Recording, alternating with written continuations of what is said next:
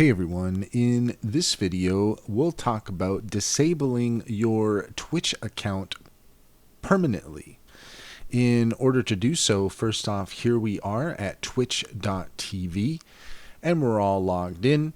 So what we're looking for is up at the top right hand corner. If you select the account icon, then from there you're going to go to settings.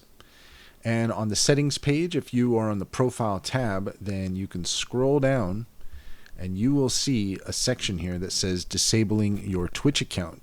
Completely deactivate your account.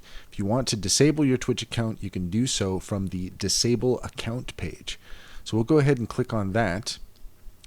And then you'll see here that they will ask why you're disabling your account. It is optional.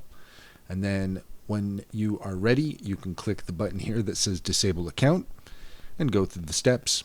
That's all there is to it. If you found this video helpful, please leave a comment and like and subscribe for more helpful tips.